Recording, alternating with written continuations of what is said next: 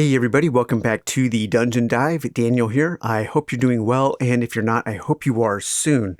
Okay, horror is a fascinating genre, but it's not just a genre, it's a genre modifier. Horror is not confined to any one setting or time period, nor is it confined by the conventions of other genres or subgenres. You can add a layer of horror to anything: science fiction, romance, fantasy, westerns, period pieces, and comedies. Horror games are also perfect for the soloist because as a solo player, you are in complete control of the mood and the atmosphere, and you don't have to worry about someone else ruining that with a poorly timed joke or something to spoil the mood. And so with that, I am presenting the Dungeon Dives Guide to Solo Analog Horror. And in this video, we will be taking a look at 11 different games. And those games are Seekers Beyond the Shroud, The Unseen World, Little Town, Under Ashen Skies, Carved by the Garden, Alone Against Fear, The Legacy of Cthulhu, Four Against the Great Old Ones, Whispers in the Walls, Lichdom, and The Walking Dead Universe. Each of these games will be evaluated with 6 different topics. What kind of horror is it? The scare factor, the atmosphere, what's the game loop? What are you trying to do? Character creation and progression, main mechanisms, complexity on a scale from 1 to 5. And I've made sure to include at least an example of a 1 and a 5 in this grouping so you can kind of see where they fit on that scale. And then my final thoughts. So this video features a whole bunch of different kinds of games. There are complex games, simple games, games made specifically for the solo player. There are traditional RPGs with official solo rules. There are point crawls, hex crawls, dungeon crawls, games that use cards, games that use dice, even a game that uses a tumbling block tower, and journaling games. So let's get to it with a look at the first game. Okay, the first game up is Seekers Beyond the Shroud, from a name that should be familiar with the viewers of the Dungeon Dive, and that is Alex T. and Black Oath Entertainment. And this game is actually now published by Exalted Funeral. Let's read a little bit about this game. The world is not what it seems. Behind the busyness of modern life, entertainment, fast food, social media, lies a wider, deeper, and frightening truth. Our materialistic way of life, carried on the shoulders of the Industrial Revolution, brought humanity in existence devoid of meaning and essence, teaching us to live in the moment and worry about tomorrow when, if it comes. You know better. Something or someone showed you otherwise, and there is no turning back. You have seen life through the eyes of giants, realizing that humans are no more than ants on the playfield of vast spiritual forces, pitting us against each other, using us as pawns and currency in their eternal wars. You are not alone in this momentous realization.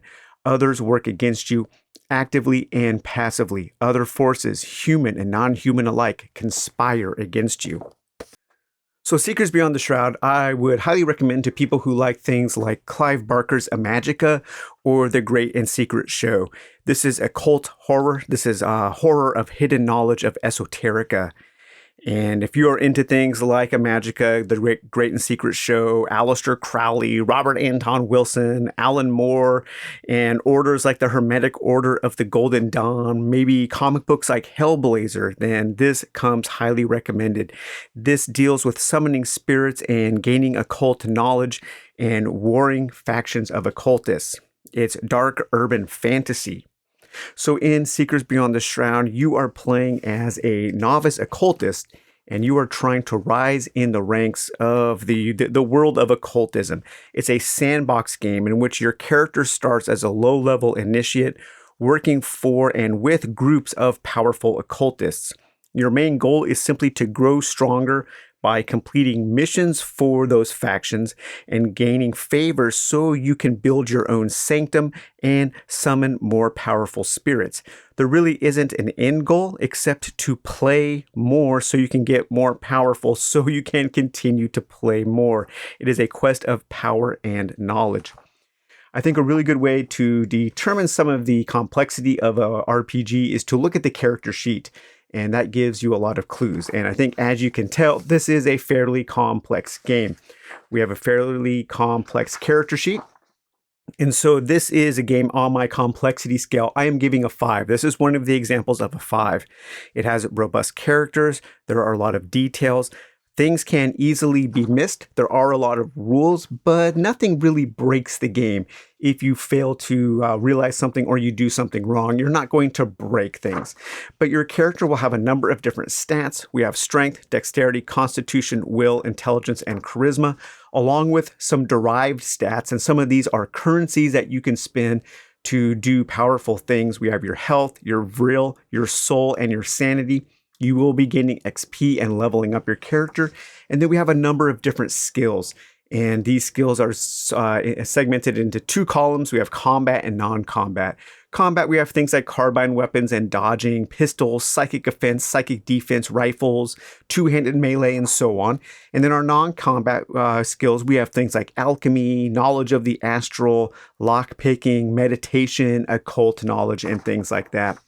On the other side of your character sheet, you'll have a place to keep track of your talents, the orders that you are working with, your magical spells and spirits that you know, your gear, and a few other things. So the main mechanism here is all about rolling dice, and you will need a full set of polyhedral dice.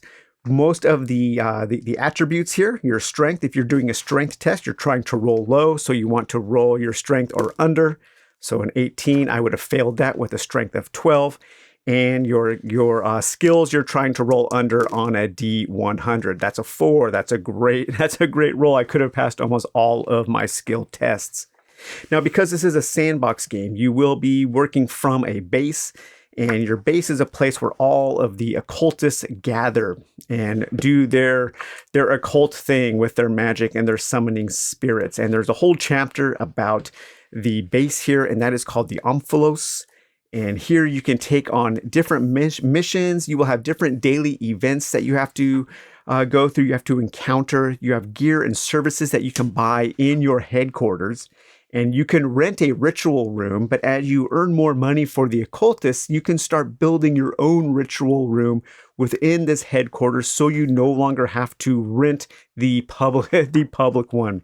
And as you set out from your headquarters, you will be traveling to certain locations.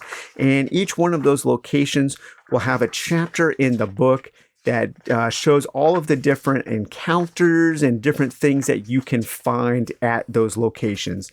And those locations include abandoned complexes, ancient ruins, haunted houses, museums, different sanctums from different orders, different sects of occultists, and sewers and city tunnels. And the rules tell you how to build out each one of those. It's kind of a point crawl system. So you're going from point A to B to C. Sometimes you will have branching paths. But as you explore those locations, like little mini point crawl dungeons, there will be charts for your enemies that you have to face off against, that you will encounter. You will have different random events for each one of those locations, and different things that you can discover. And one of the things you're trying to do is discover the ability to summon more powerful spirits and gods, because you will need to summon these powerful entities to help you become more powerful. And you kind of have to sacrifice some of yourself to that spirit world to become more powerful and to rise in the ranks of these occult factions. So yeah, it's really a cool game. And like a lot of Alex T's games, the world building is excellent. The flavor text, everything surrounding all the mechanisms is really, really strong. That's where Alex T really shines. His rules are good, but sometimes they're a little fiddly. There's a lot going on in so many of his games. But like I said, if you mess something up, you won't break something. There's alchemy, there are spells, there are different rituals. So it's just a game overflowing with occult details.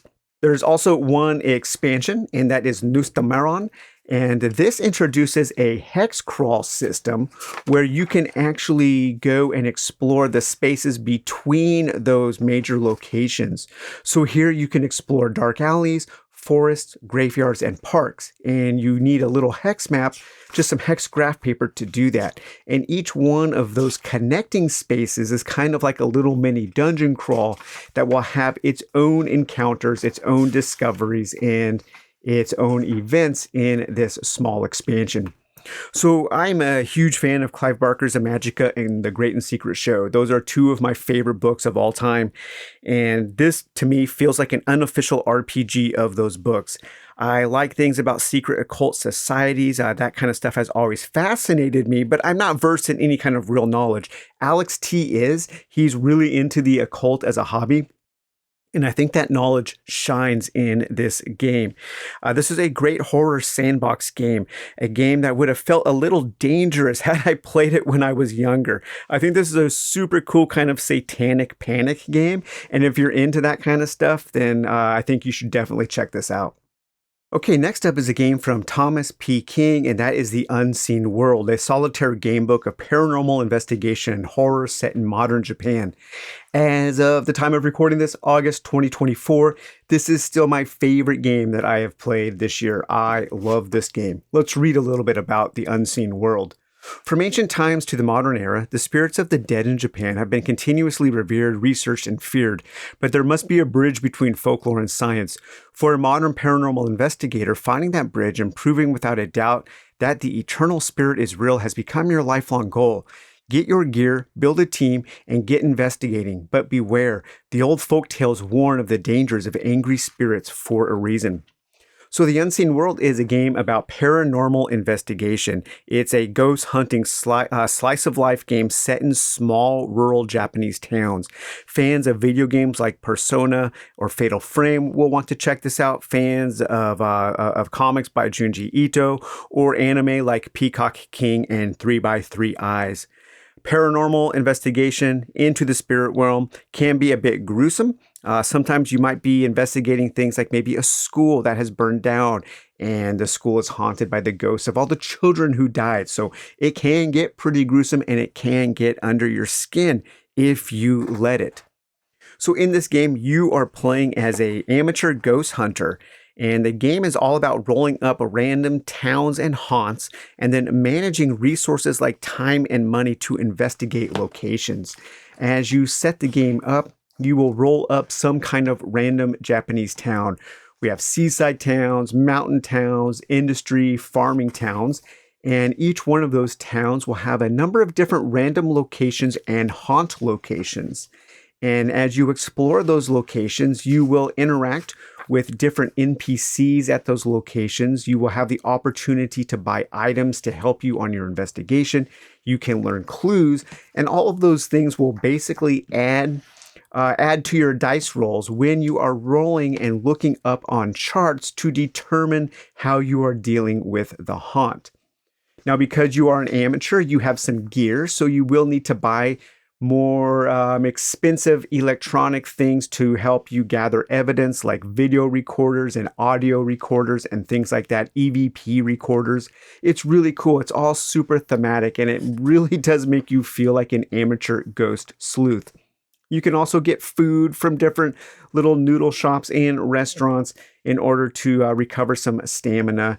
And as you put together your research, as you put together your clues, as you go from one place to the next, you will be rolling up on these charts and kind of putting together the story of the haunt, the story of the thing that you are investigating.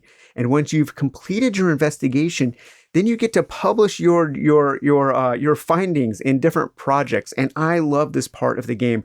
I would love to see this expanded more because I think each one of these could be a super interesting little mini game. So for 3 points of evidence, you can publish a blog article, and that will give you 5,000 yen. And you need to make money. Money is one of the things that you have to worry about. The character creation in this game is relatively simple. And because of that, I am giving this on the complexity scale a 3. It's relatively simple. It can take a little bit of time to get into the flow, but once it clicks, things move quickly and effortlessly.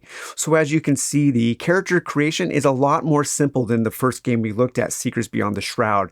We have a name, level, XP, skill, a number of aces. one thing you will be doing is you will be building out a sub deck of normal playing cards, and you will use those cards you will draw randomly to determine your skills. That's how you determine your conflict resolution. And aces are very powerful. And so as you progress through the game, your deck of cards will become more powerful. So you will be able to overcome more powerful challenges. There are also a few abilities that you can get. You will keep track of your inventory. And you can get an old van, which doubles your inventory and also acts as a headquarters. And you can also hire NPCs, which will help you overcome other challenges. But once you travel to a town and you figure out the main thing that is haunting that town, then you will start rolling dice. You will roll a d10, adding bonuses, subtracting bonuses, modifying those rolls, and looking up on these encounter tables.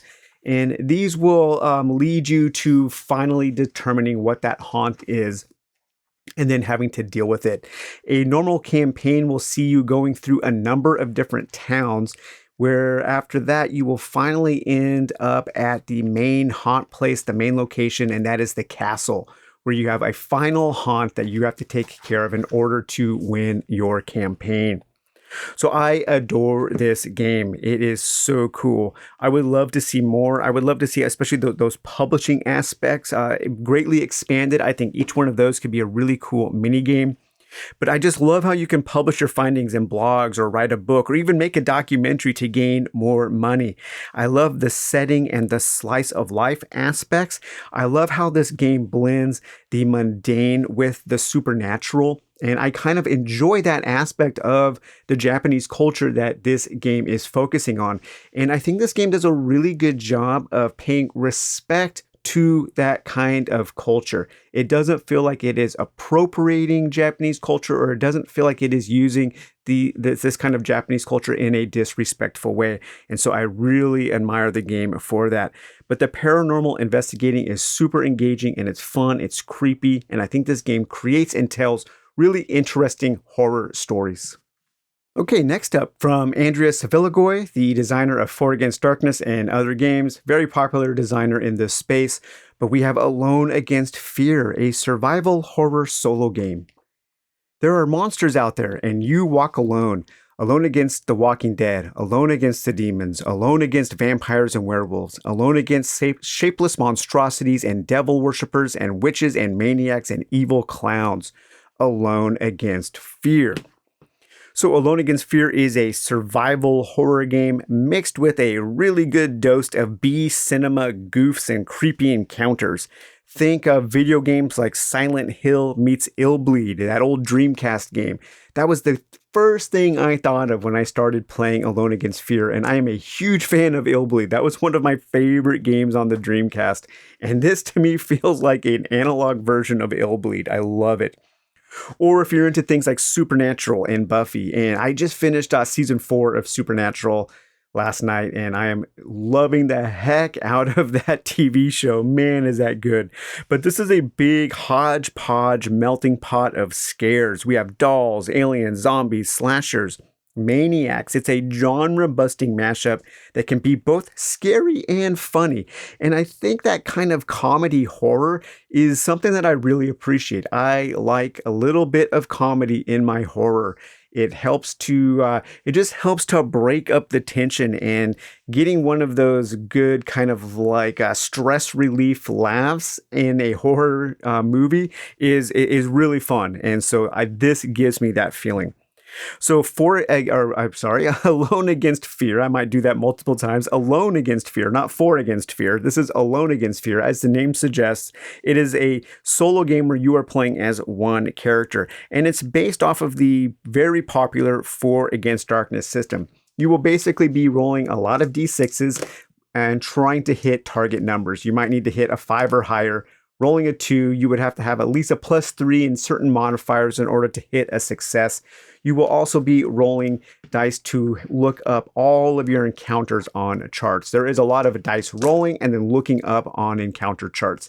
And that's really that is a similar thing in a lot of the games we are looking at today. That's how a lot of these games handle that randomness, handle that GM side of things, to create an interesting adventure randomly for the player to interact with. You're rolling dice and looking up on lookup charts.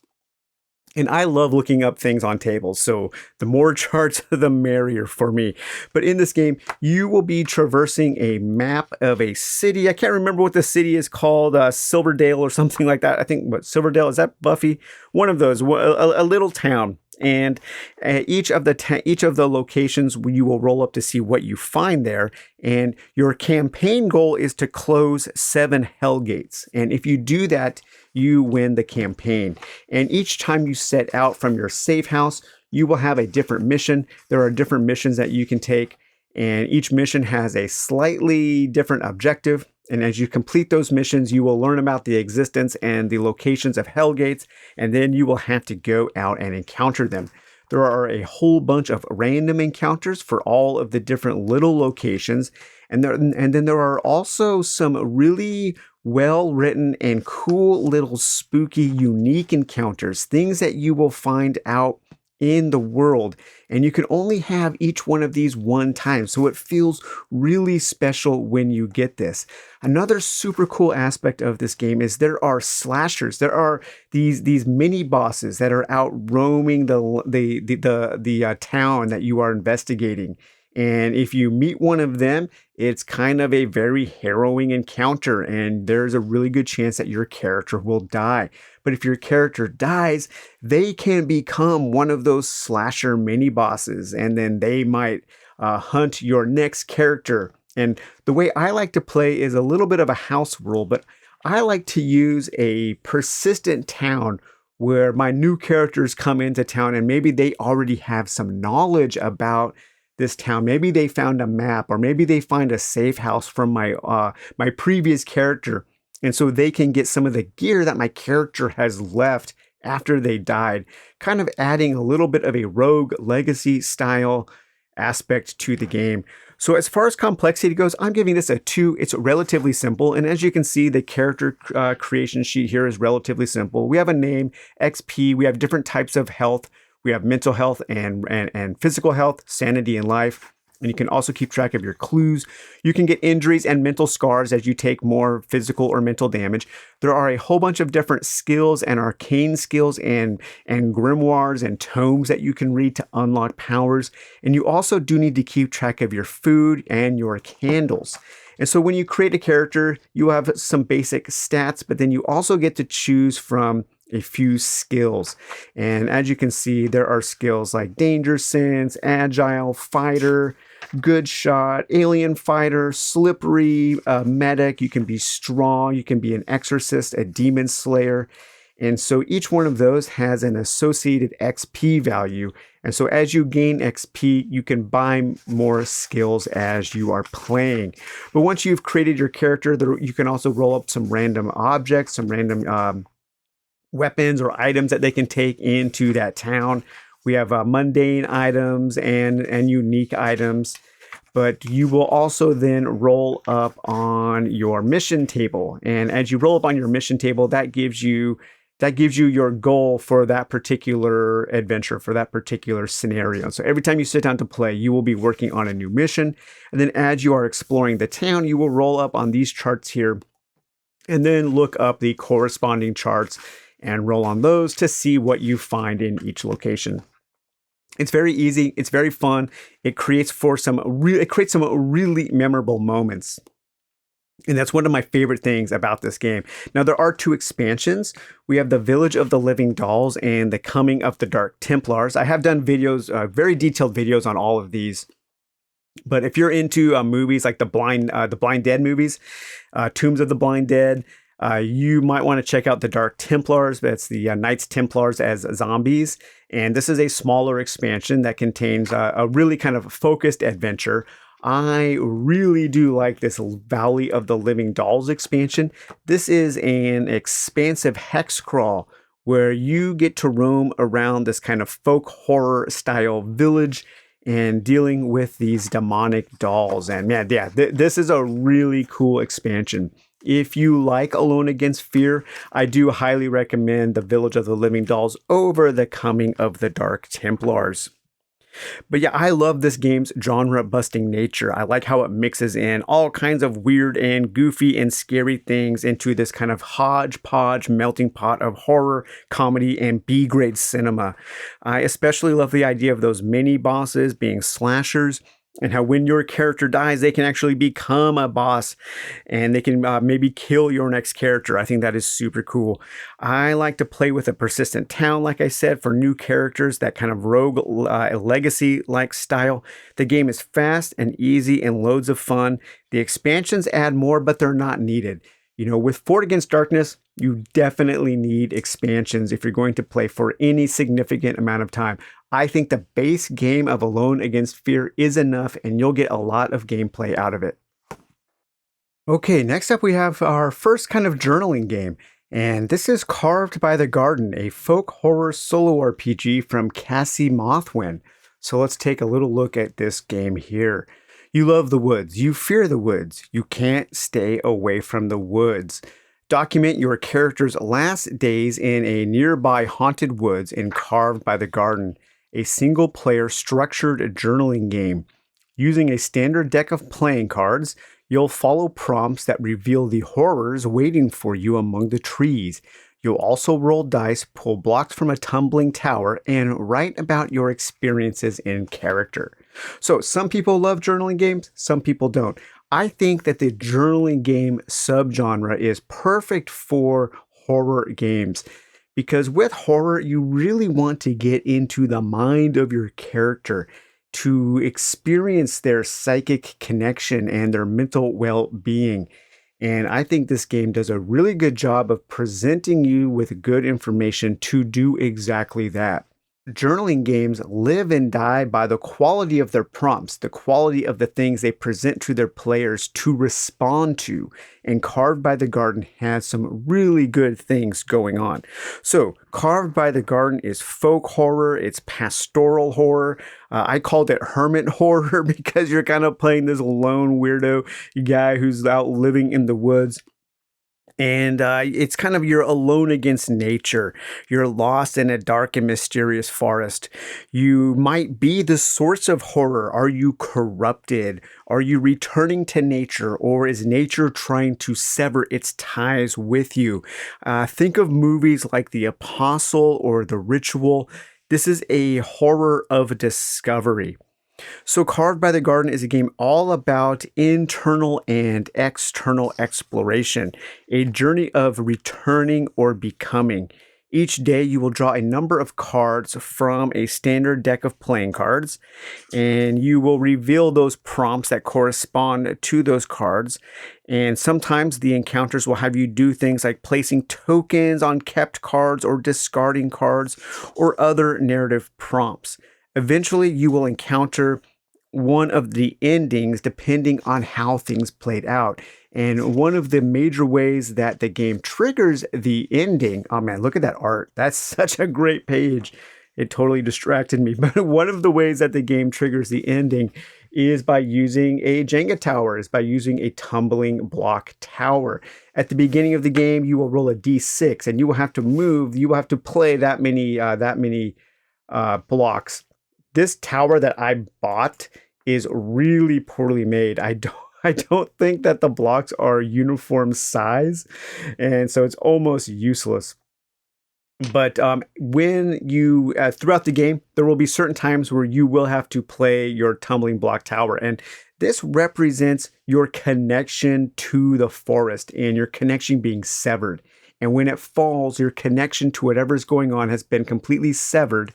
And that's when the game ends. And then depending on certain things that have happened, you will look up a certain ending to see what you have discovered. But throughout most of the game, you will be, that this is not a standard deck of cards. I think that's the Joker for this deck of cards. But this is from Loom, from Shield Dice Studios. And this deck of cards is available on DriveThruRPG. And I think it's pretty great.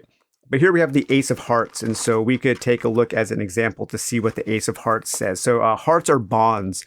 There are many bonds that take you to the woods every day. Sometimes you will find the owner of a bond, sometimes you don't. Still, every day you look.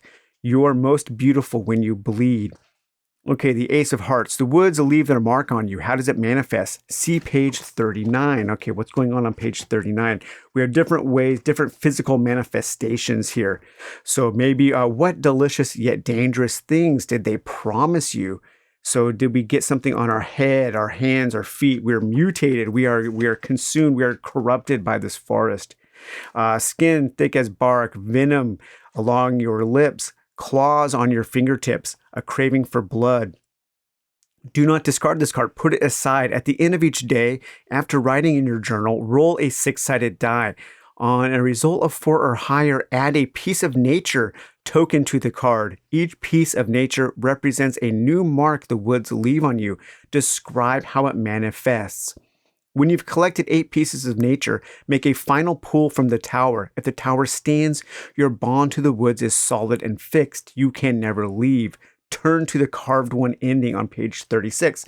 So some of the times you have to keep cards, and this game encourages you to get 8 pieces of nature from your yard, 8 natural totems. And I have this cool kind of polished rock that I found. This is just a leaf from, I think, our ginkgo tree in our front yard. No, that's not from the ginkgo tree. What is that? That's from a daisy, I think. And then when we first moved into this house that I'm living in now, I found this, I think this is a crow skull. And I thought this was really cool. So I kind of cleaned it up. I soaked it in bleach and cleaned it up a little bit. But I've had this for about 10 years. But those were some of my natural totems that I pulled out to play this game. But character creation, there is none. This is purely a narrative game. You don't even have a character sheet. You will have a few prompts that you can respond to come up with maybe some of your character's background, the situation that they are in, who are you. But as far as keeping track of things, there really is nothing to keep track of. There's no bookkeeping. There are no stats. And so because of that, I'm giving this a complexity level of 1. In dead simple mechanisms, you draw a card, you turn to the page, you answer some questions, you write in a journal, you might keep track of a few little totems on some cards, and you might play some Jenga. Everybody can do that.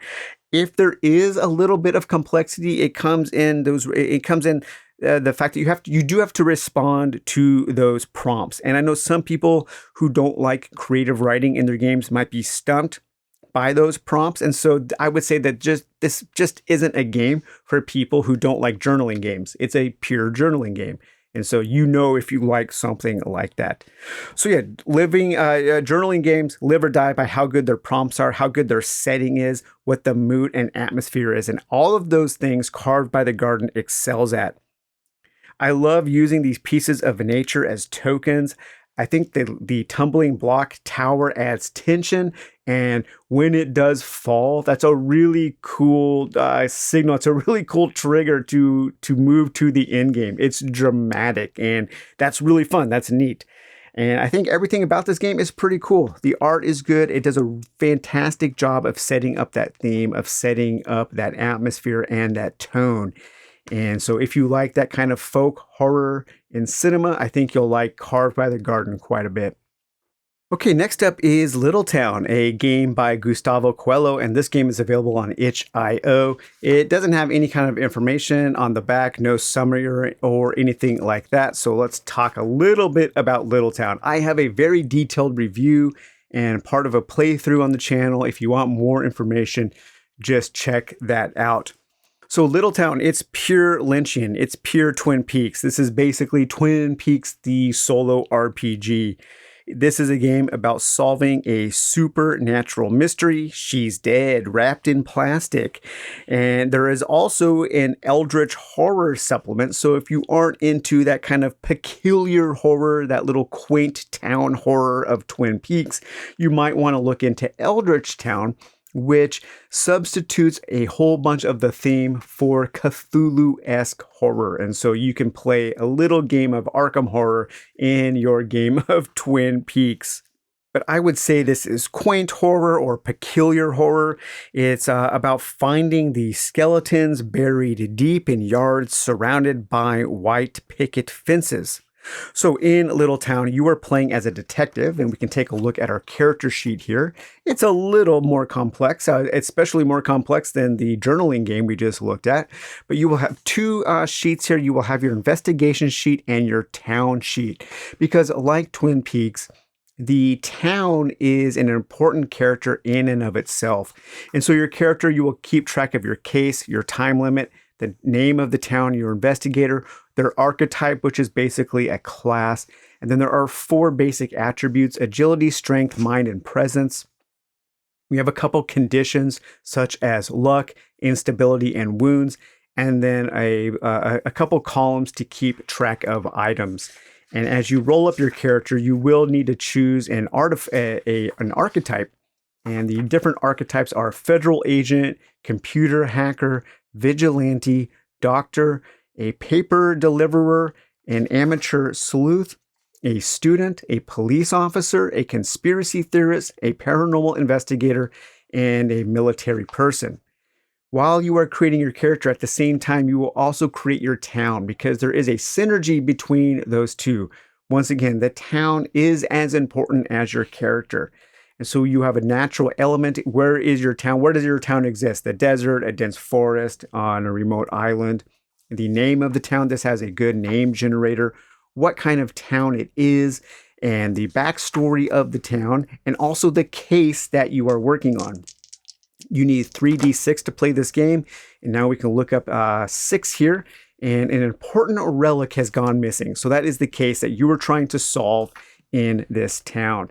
And to solve the cases, this is a game that is based off of the Powered by the Apocalypse, the PBTA, things like Ironsworn or Starforged, or my favorite solo supplement for Morkborg, Solitary Defilement.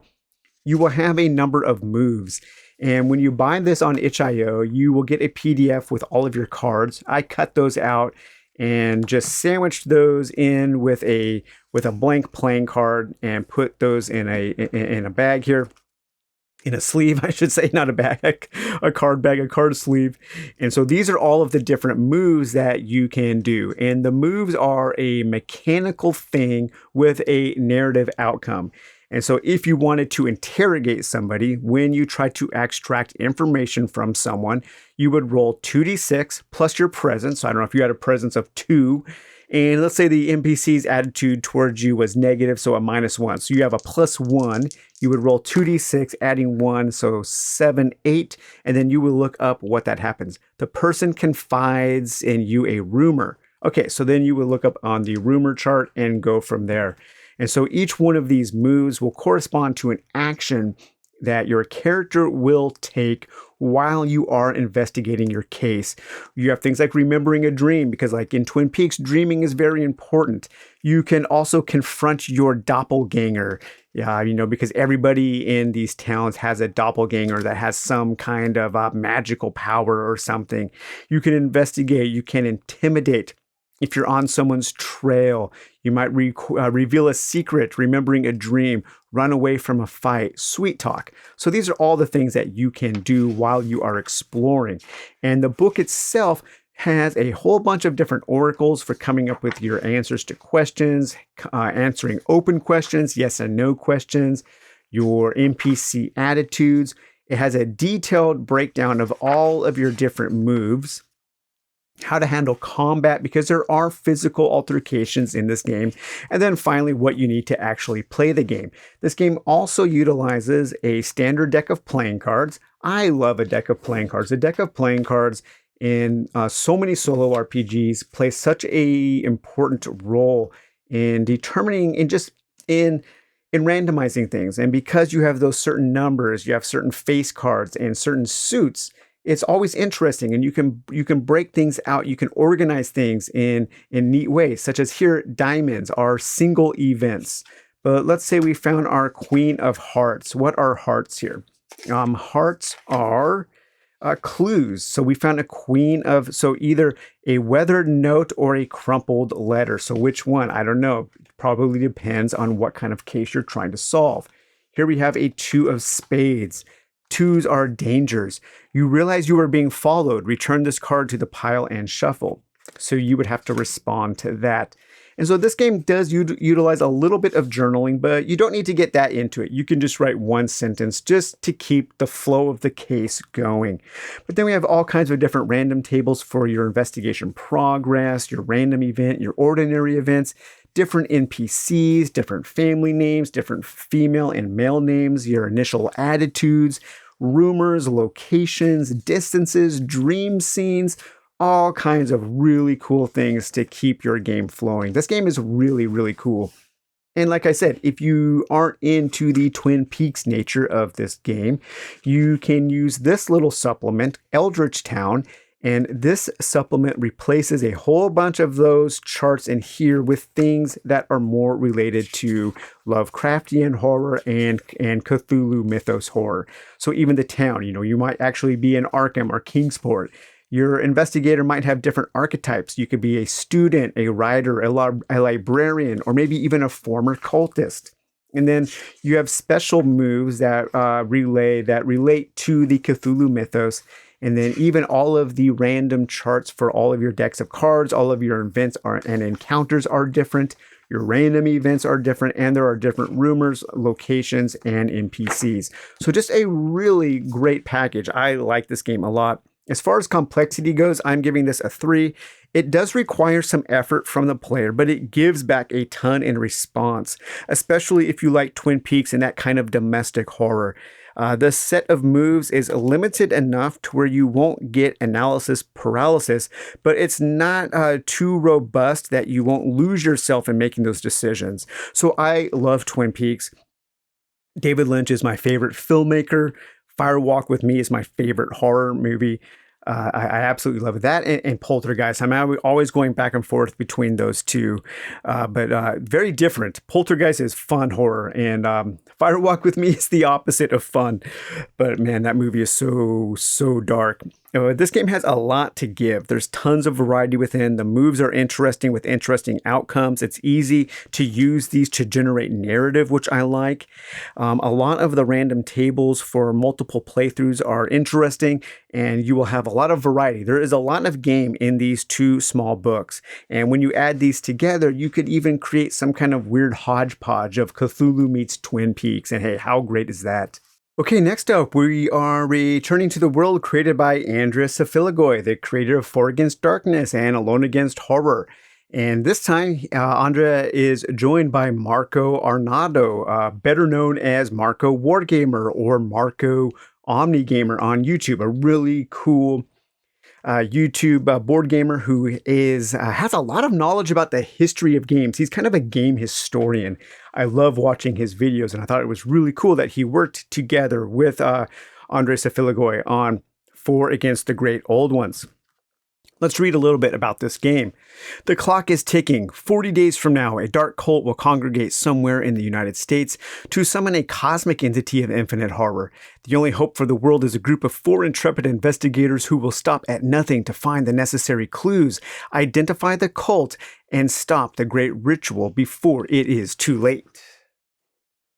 So For Against the Great Old Ones, as the name implies, is based off of For Against Darkness, but in this game you are playing as a party of 4 different types of investigators. It's basically Eldritch horror without all of the components.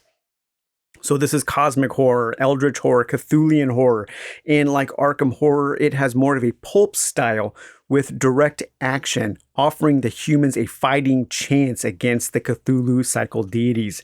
You will have characters like gangsters, spies, nurses, cops, and urban magicians teaming up to investigate different locations like Innsmouth, Arkham, New Orleans, and other iconic American towns, looking for clues to solve the final mystery. As the name implies, you will be playing a party of 4 investigators, and those investigators have banded together to stop a dastardly plot. Each character class has certain abilities, and there are a number of different character classes, and so your character creation is relatively simple.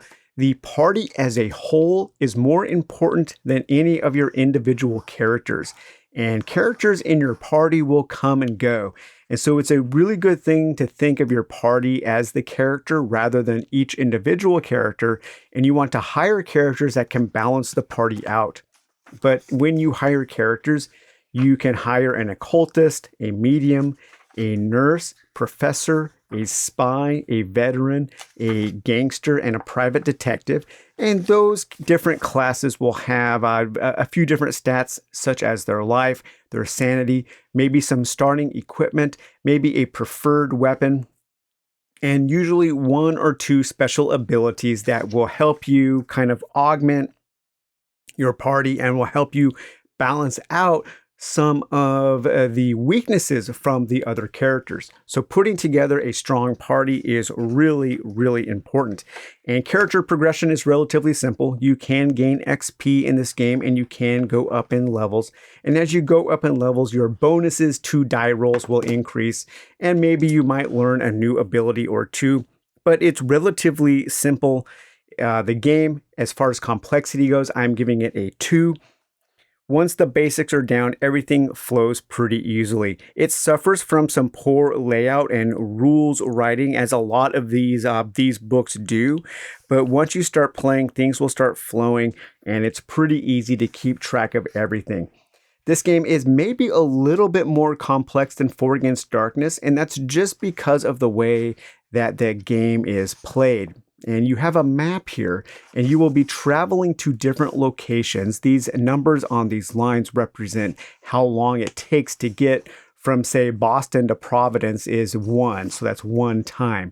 And as you travel, you will go to different locations. And then when you land at those locations, or when you arrive at those locations, there are certain things you can do. And there are certain different types of encounters that you will have at those locations, determined by the roll of a d6, and those rolls can be augmented by clues or other things that you have found. And as you encounter those spaces, there will be check boxes, and you will have to check those off in certain order. Sometimes you can only do the thing once. Sometimes you will need to return to a location to do all of the things to fully unlock the bonuses and the narrative rewards of that location. Because of that, I don't recommend buying this game as a physical copy. I recommend buying this as a PDF, so you always have access to that, so you could always print out the charts that you need to check those things off. But as you progress through the game, you will be collecting clues, and as you gain a certain number of clues, that will point you to who your final encounter is with. And once you have enough clues, you can go against that final encounter, and that final encounter will be against some of the Cthulhu cycle deities like Cthulhu, Dagon, Ghatanothoa, Nararthotep, the Ceremonial Cavern, Shub-Niggurath, and Yog-Sothoth. And so those are the main characters.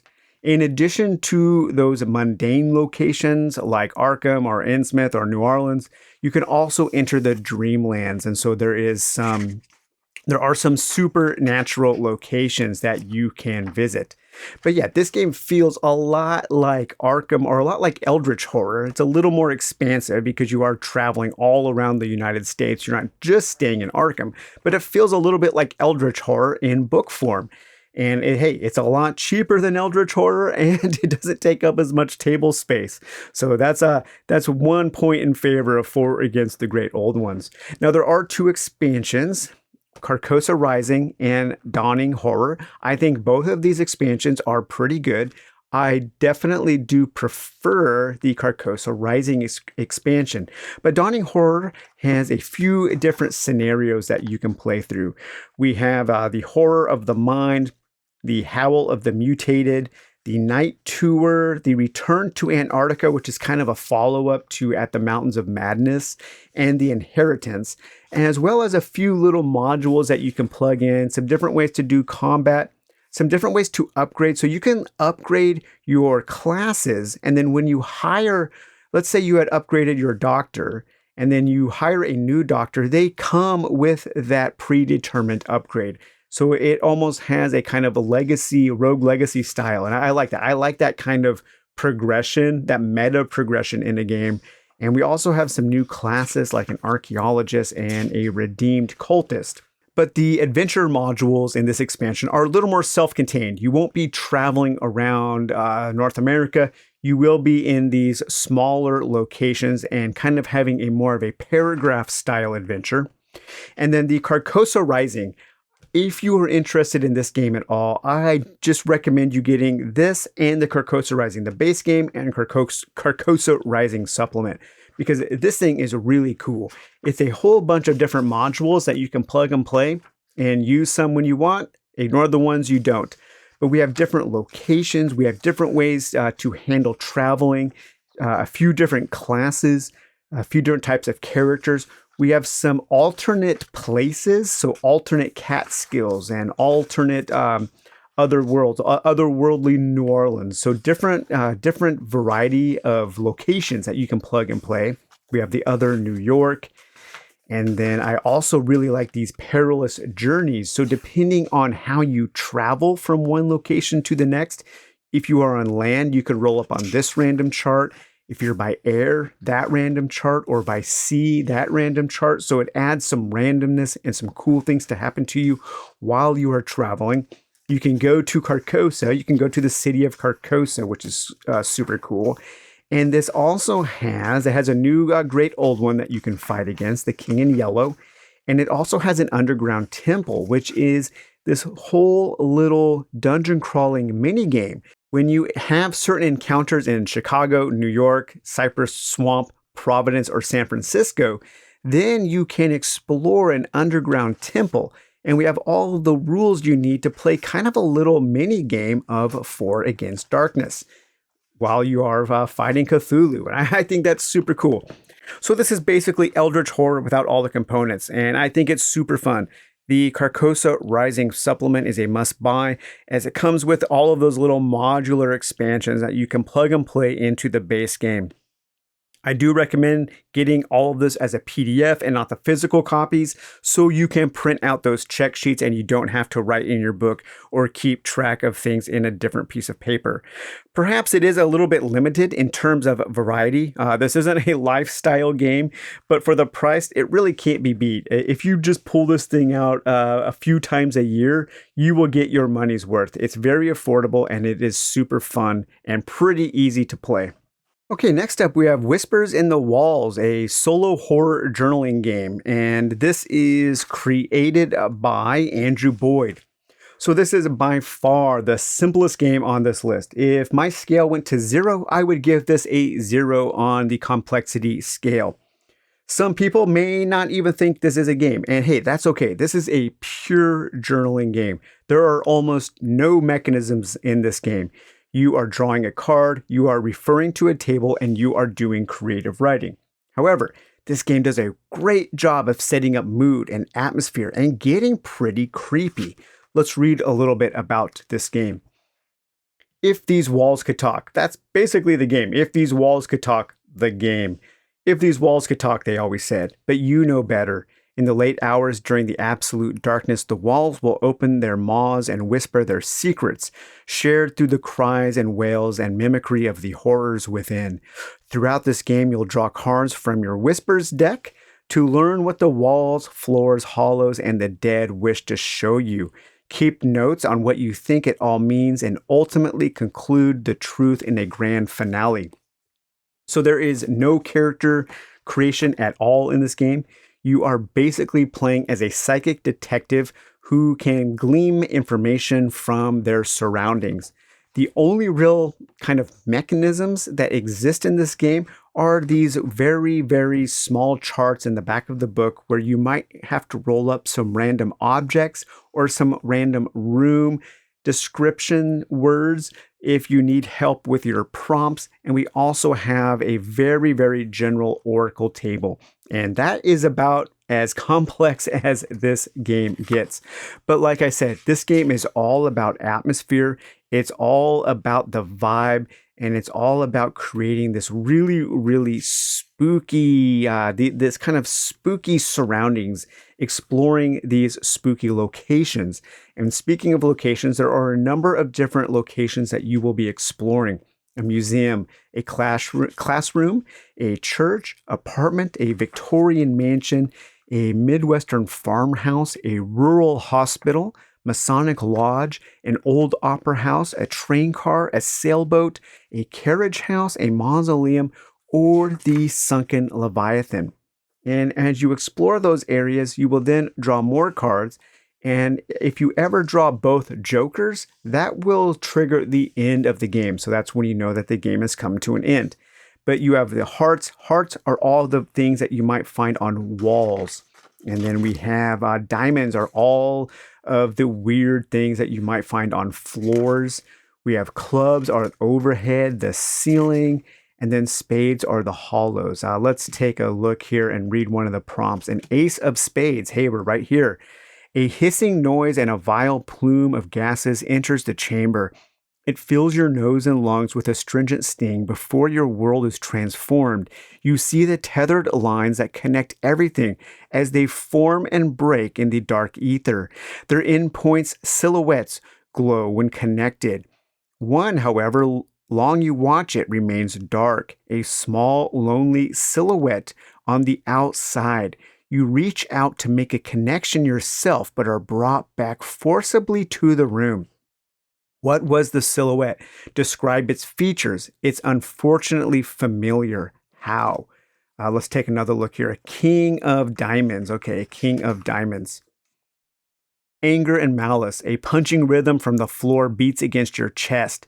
Your eardrums pop as it bounces you slightly into the air. You walk around the... Whoa, my ear just started ringing. Really weird. Okay, that was creepy. Sorry. Your eardrums pop as it bounces you slightly into the air. You walk around the room. Sometimes it slows. Other times it speeds up until finally it is a rapid, hectic drone of pounding. You place your hand in front of you, touching something, and the floor falls silent. What did the floor direct you to the room? It has damage, its own scar of sorts. How is it marred? So yeah, the prompts are really creepy. This game does a fantastic job of creating that kind of atmosphere and those kind of liminal spaces, those weird spaces that exist in the spaces between reality. And I think this is a really neat journaling game. It is a pure journaling game. This is a game that could be a great creative exercise for horror writers who want to write a little horror story, maybe a flash fiction story. As your jokers are revealed, the first joker and the second joker, they trigger certain things, and then you have different endings depending on some of the things that happened. And so this is basically your character sheet. You have a name for a place for your character's name, who it belongs to, and what the background is. And then you have a few pages where you can do some journaling in the actual game. But if you're looking for a pure horror journaling experience, I think I can recommend Whispers in the Walls. But yes, like I said, calling this a game might be a bit of a stretch, especially for some people. Whispers in the Walls really is an exercise in creative writing, and it's a good one at that. The prompts are interesting and will provide enough context and clues to develop them further into something spooky and interesting. Okay, next up, Under Ashen Skies. We're returning to the world of Alex T and Black Oath Entertainment, and this time Alex T is joined by Alan Barr. So let's read a little bit about Under Ashen Skies. Pain. Yes, pain is the first word mentioned on the back of this game here. This game is dark. This is the darkest game that we will be covering. The first thing you remember is pain. Dull, slow, dragged out pain. The pain of loss, of death, of abandoned joys and found sorrows. The next thing you remember are stars. Bright, whirling, screaming stars. The lights of hope, of purpose, of faith. And then you remember the dark and the cold, biting, oppressive, smothering. The dark and cold of reality, of truth, of everything. And then you realize that's all you remember. So yes, pain. That's the first word on the back of the book. This is the darkest game featured in this episode. It reminds me a bit of Silent Hill 4, The Room, which is conceptually my favorite of the Silent Hill games. This is a game about exploring a world similar to something you would find in Silent Hill or a Clive Barker novel. It's urban horror with a capital H. And if we take a look at the character sheet here, we can very quickly tell that this is a more complex game, especially more complex than the last few we looked at. I would say this is probably the most complex game on this list. I would put this at a 5, maybe a 5+. If Seekers Beyond the Shroud is a 5, this one is It might be a little bit easier to get into just because it is maybe a more refined version of Seekers Beyond the Shroud, but it is complex. So your character will have a number of different stats: strength, dex, con, will, intelligence, and charisma. Some derived stats. We have fate, stamina, trauma, and wounds. And then the skill list is smaller: crafting, first aid, lockpicking, melee combat, perception, persuasion, ranged combat, resolve, scavenge, sneaking, and technology. We also have different talents.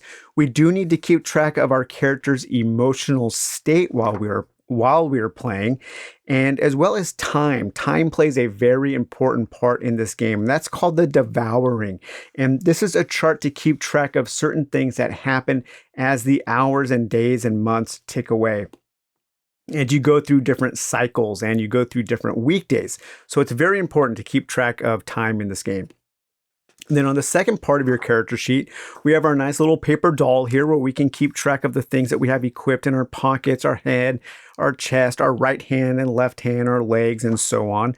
A place where we can keep track of memories, because a lot of this game has to do with tracking down memories, of self-discovery, of figuring out why we are where we are and what we are doing there. We can keep track of our weapons and our things that are in our bags here. And I like the way that this is segmented here.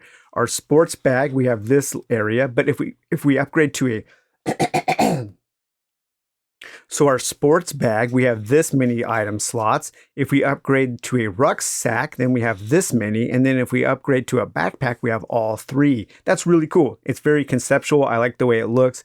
It's easy to look and see how many items you can have. This is a great way of keeping track of your burden, of your carrying burden. What is that called? Encumbrance. My mind just blanked. I couldn't remember the word encumbrance. But we will also be keeping track of different investigations. We have our investigation sheets and these little ticks that you will be keeping track of because, like I said, again, time, keeping track of how much time things takes is really important in this game. We have our different sites that we have explored. And then we also have some generic maps that we can use for some of the locations. Now, like Seekers Beyond the Shroud, this is a very similar game in that you have a home base, you have your apartment, and then you will be moving out throughout this weird place to discover, to explore certain locations. And each one of those locations has its own table that you will roll on to see what kinds of things you discover and what kind of encounters you will have. When you create your character, you will use a certain memories. So memories are very important in this game. There are charts in the back for very, very dark memories, and this is completely optional. But these are darker secrets. And man, let me tell you, some of these things are dark. Alan and Alex, they went to a dark place while they were making this game. Hey guys, I hope you're all right.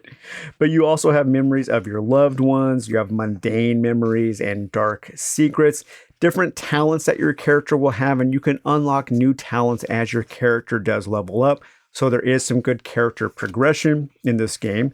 So there's a lot going on with the characters. The first something like 50 pages is all about your character.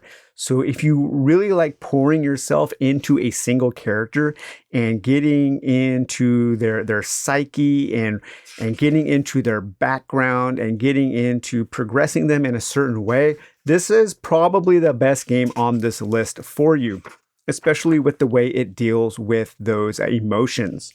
But as you go out and you explore from your apartment, you can explore sites like the high school, the Riverside Hospital, the Governor's Palace, the apartment block, and the Bosch Gardens. And then, like I said, each one of those will have its own subtables of things to discover, of things to encounter. And so basically the whole rest of the book is random encounters. And yeah, there's a lot going on in this game. It's really cool, especially if you like Silent Hill 4 The Room. I think you'll really like Under Ashen Skies. The system is pretty simple. It uses a D20 system. It's a D20, a 20 target system. So you're trying to hit a 20 and you roll a D20, you add your modifiers. If you hit a 20 or higher, you succeed. And that's pretty much for everything. It uses one system. A lot of Alex's games will use a roll under system, but sometimes a D20, sometimes also a D100. But this kind of strips that down to a very basic system. And I do give this a 5. Alex does it a 5 in terms of complexity. Alex T just doesn't make simple games, and that's fine. His games have a lot going on. There's a lot of stats, a lot of skills, a lot of tests and modifiers and charts. These are games for people who really want to dive into the mechanisms of their solo horror games. But if you're looking for a very modern, deep RPG with solid mechanisms, this is probably the game for you. Especially if you like things like Silent Hill and Clive Barker and other forms of dark urban horror. There are tons of locations to explore, encounters to overcome, and conditions and combat. This is a game for you if you really want to dive deep into the details of those locations and those encounters and get into the mind of your character. Okay, next up is Lichdom. This is a journaling game for people who want a little more game in their journaling games. Let's read a little bit about Lichdom. Reject death, embrace power. Lichdom is a solo role-playing game about the ambitious journey of a sorcerer towards immortality, about the careful research to find lost knowledge in crumbling tombs and half-buried cities, about overcoming the deathly perils that plague the world by sacrificing your own self, and about finding a way to keep your soul tied to this world at all costs before death comes knocking at your door. So Lichdom is sword and sorcery horror. This is dark fantasy horror. This is inspired by the works of Robert E. Howard and Michael Moorcock, and I get really strong Clark Ashton Smith and Jack Vance vibes. If you like Smith's and Vance's style of kind of this horrific dark fantasy where you're playing these kind of dastardly sorcerers, you will feel right at home in Lichdom. And hey, this is the only game on the list where you really get to play maybe a bad guy or a guy who's just really selfish, and that can be a lot of fun. So in Lichdom, you are a sorcerer trying to become an immortal lich.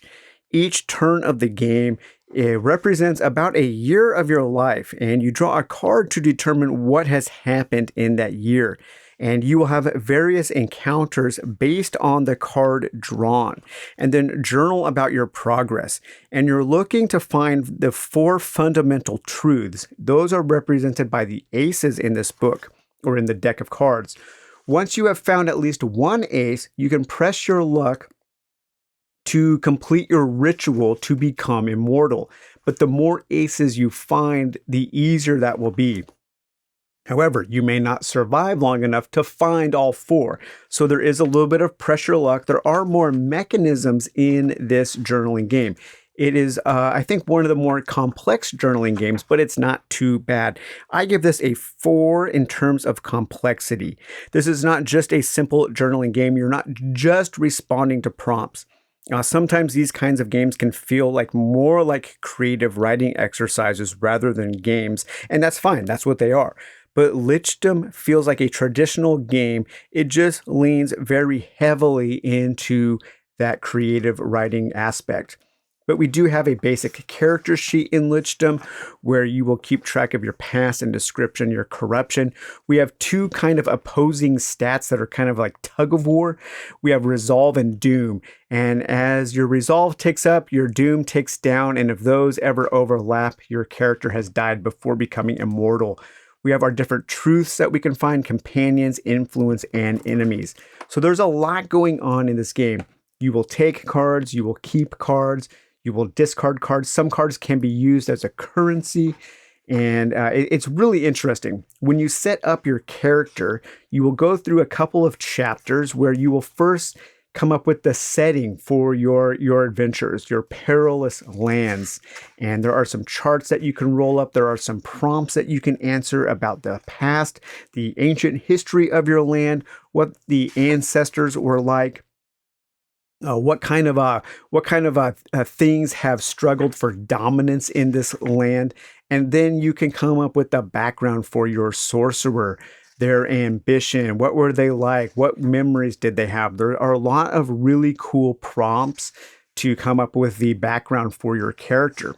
And then we get into the gameplay, and there are some random charts. So if you want to come up with some dungeon themes or some demons, some creatures and artifacts, all kinds of random charts. That's super cool. And then we get into the rest of the book here is all of the prompts based off of this deck of cards.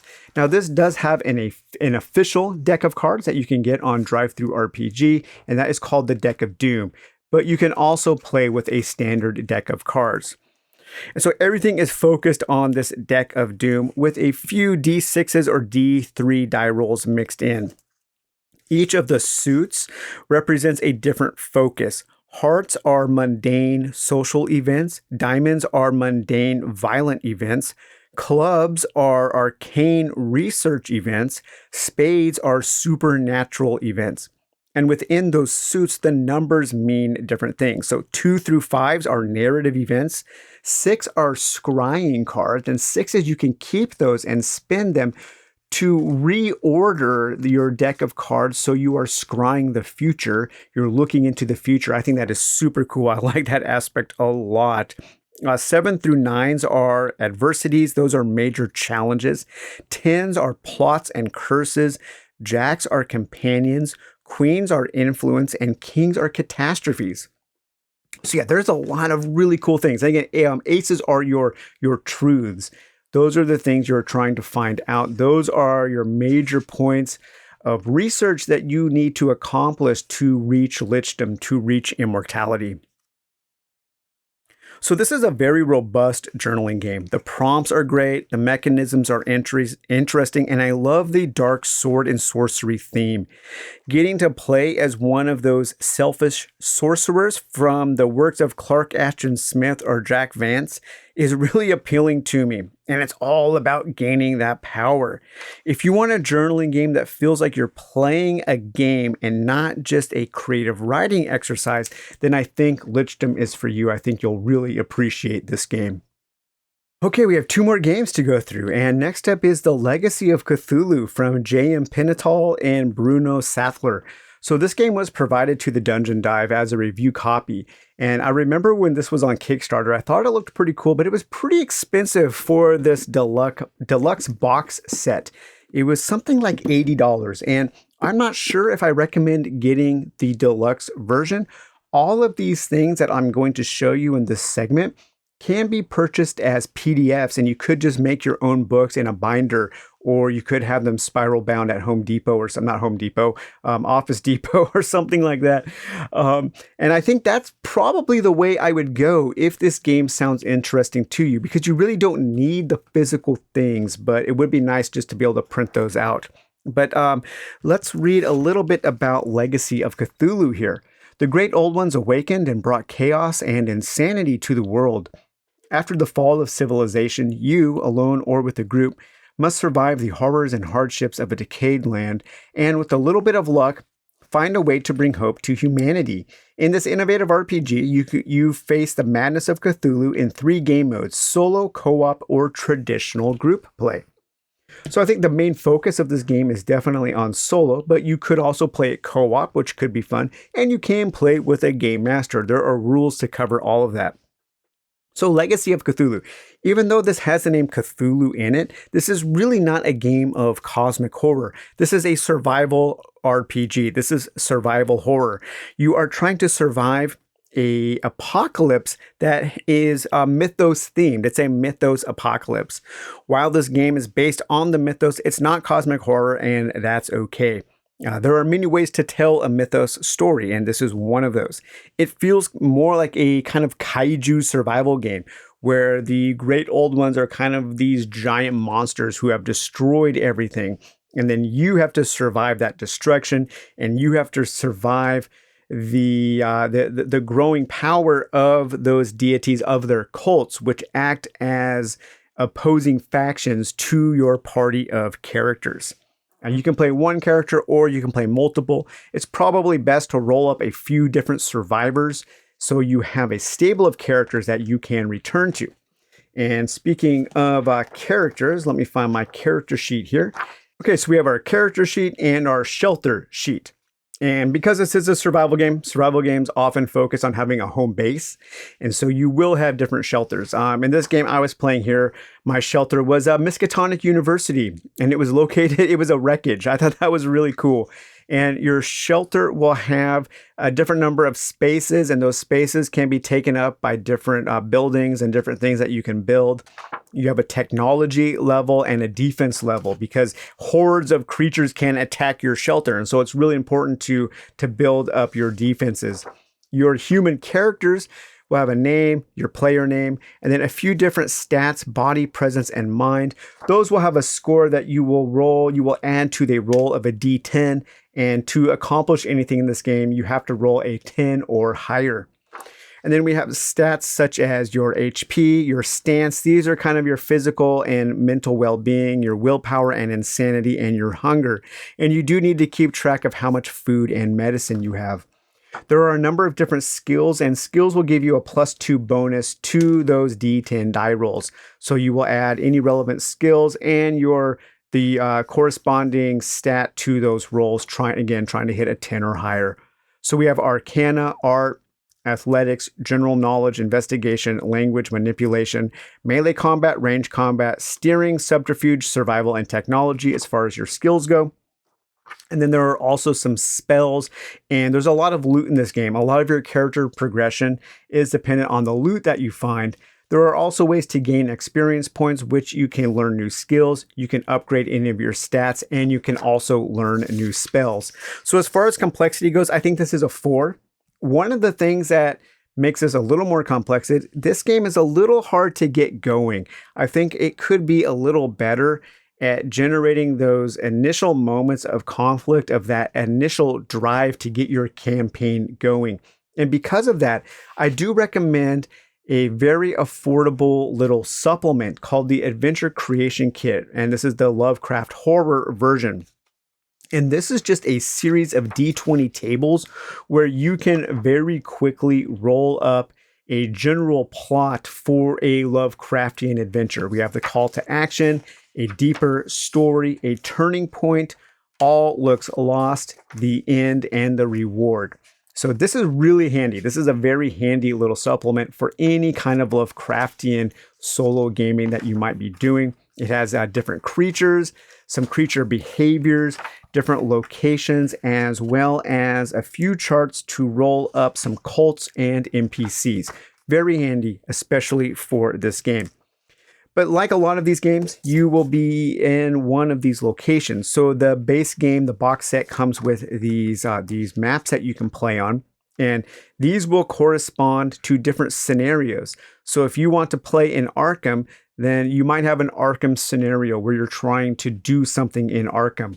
The deluxe version also comes with hex tiles that you can punch out.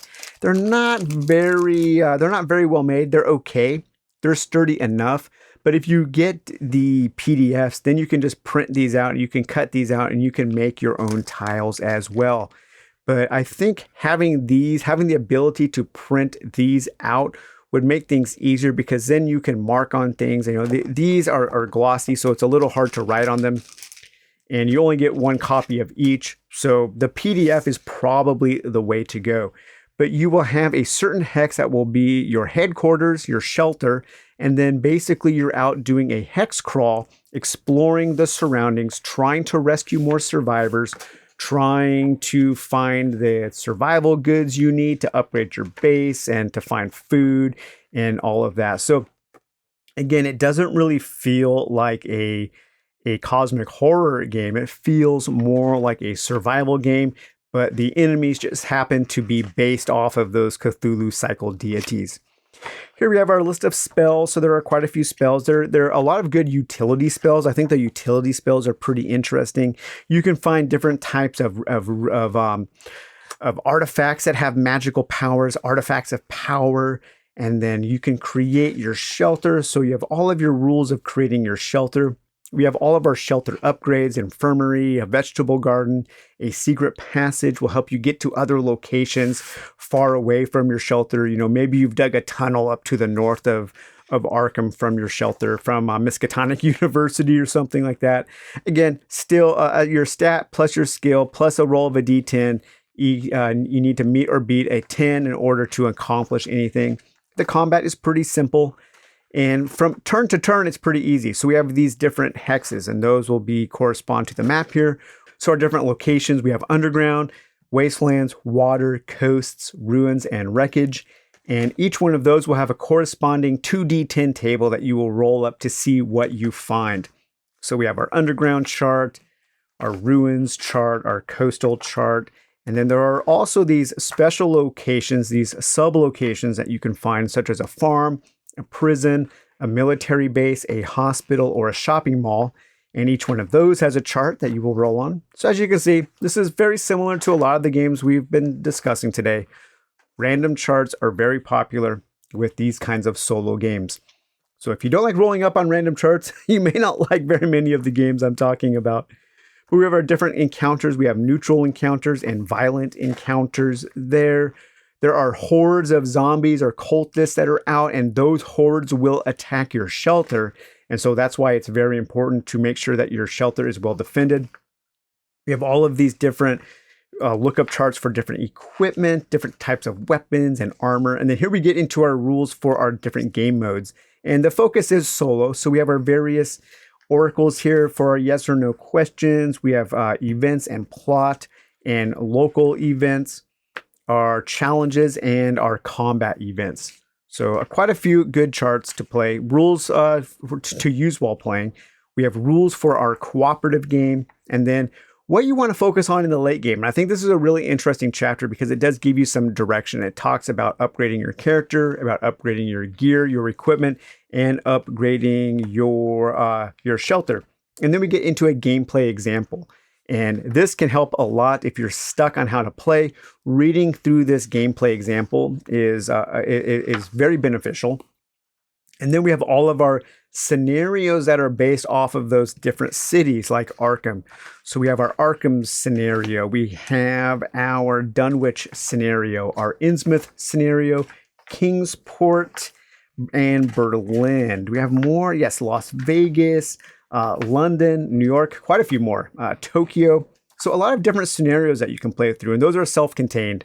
And then we get into our bestiary, and we have things like constructs and cultists and ghouls and ghosts, hybrids, psychos, survivors, undead, and then our great old ones and their hordes. So we have Biakis, Gatonothwa, Dagons and Hydras, Hastur, Migos, and so on. So this game also comes, and this is also available as a PDF, but this before the end. This is a little mini version of this game that takes place right before or during the apocalypse. So you can play this little mini version of the game as a kind of prelude to set up your full game of Legacy of Cthulhu. It's a game you play before the game, and those are always fun. I think this is a neat thing. So this game could use a few more randomizers to coming up with your big plot, your overall drive, and that's why I do recommend the Adventure Creation Kit for Lovecraftian horror. It can be a little hard to get started, but once you do, it's very simple. And I'm giving this a complexity of 4 just because of that initial setup. It can just take a while for you to get your wheels rolling, but once you do, things flow rather easily. The game can also be expensive in this deluxe box, but I do fully recommend just the PDF or the digital version, as you can get everything that you need. The base building is fun. The bestiary is extensive, and it is a fun hex crawl going out and exploring these different locations and having all of those random encounters. Okay, and the final game we're taking a look at today is very similar to Legacy of Cthulhu. I probably should have split these up, not had these back to back, but hey, that's how the random selection went. But yes, this is Walking Dead Universe from Free League Publications. This is the Walking Dead universe role-playing game. The Walking Dead has always been about characters facing impossible choices in an unforgiving world. With this game, you enter into the world of the dead and must face these choices head on. You can do this at any point in the timeline, encountering familiar faces and locations or new ones. But the hardest choice will always be the same. Who are you going to be? So this is the most traditional RPG I'm covering today. It's mainly made for a GM and players and multiple players. However, this has some amazing solo rules, absolutely amazing solo rules that are written by Matt Kay. This has some of the best included solo rules in a base game that I have ever seen. Now, word of warning. I do not recommend buying the Walking Dead Universe starter set if your goal is to play this game extensively or solo. The starter set has no rules for character creation. It comes with only pre-gens, and it's really only made to play the scenario within that box. It also doesn't come with any of the random charts that I'm going to show, nor does it come with the solo rules. So if you want to play this game as a co-op game or as a solo game, just get the standard rule book, and it's more than worth it. This game is really cool, and I think it's kind of facing maybe an uphill battle because I think a lot of people are just kind of tired of The Walking Dead. Now, I am not a fan of The Walking Dead at all. I liked a few of the seasons of the show. I've enjoyed the comic book, but I really couldn't care less about The Walking Dead. However, I think this game is fantastic. It does so much right. And similar to Legacy of Cthulhu, this is a post-apocalyptic survival game, but this time with zombies instead of cultists and the Cthulhu cycle deities. I think this is more of a serious survival game, and it does a great job of presenting everything needed for that kind of oppressive atmosphere of dread. And the focus is on pure survival. Like a lot of survival games, you will be building up a shelter, and your shelter is very important, and you will be populating that shelter with your character and different NPCs. And like in the comic, like in the TV show, the most important thing is those relationships. And this game contains mechanisms to handle those important relationships. And you will need to keep track of how your characters relate to each other, who trusts who has each other's backs. And that is very important. And so if you want that kind of social play, even in a solo setting, I think this is the game for you. As far as the complexity goes, this is another one of those fives.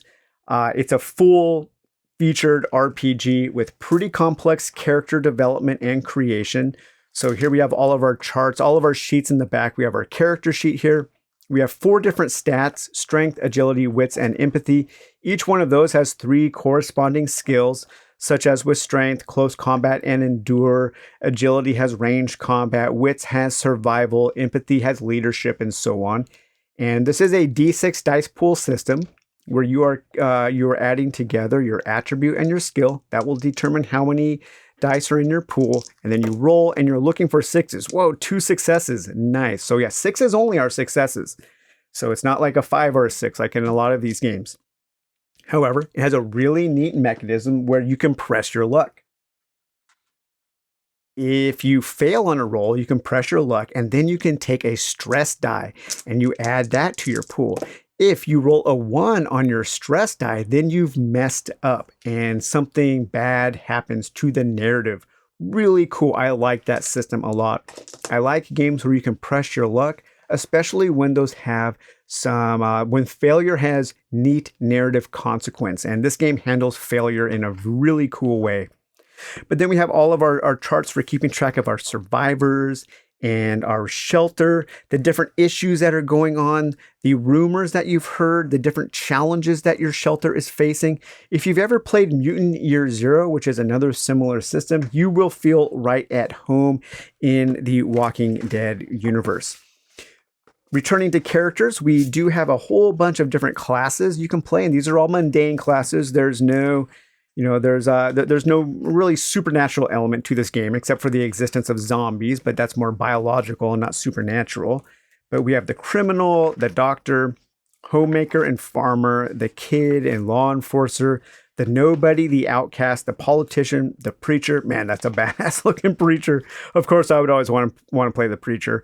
That's just kind of my character, my cleric, the scientist, and the soldier.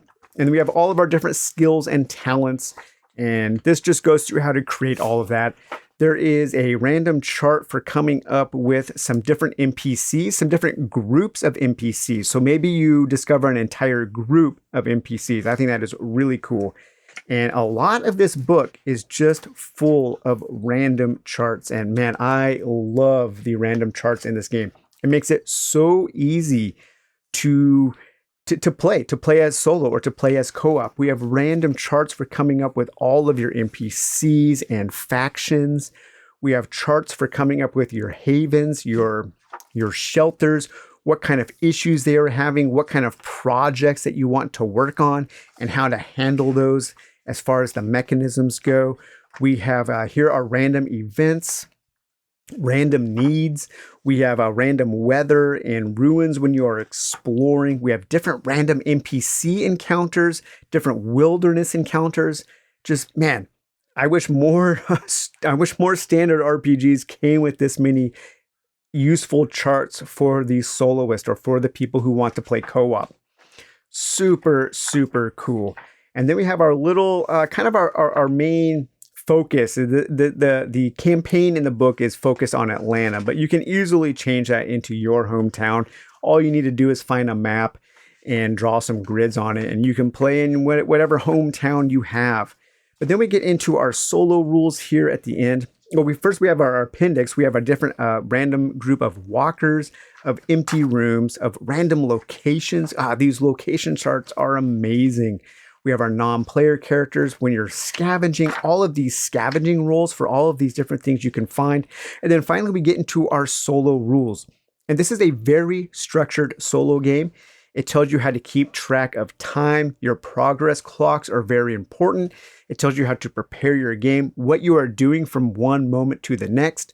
We have different oracles for your themes. Your messing up oracle, when you roll that 1 on your stress die, what happens? So it's very easy to come up with random things there. How to keep track of your characters' relationships, your rumors, your challenges, how to start the game, and all of your procedures that you will need from one moment to the next moment in the game.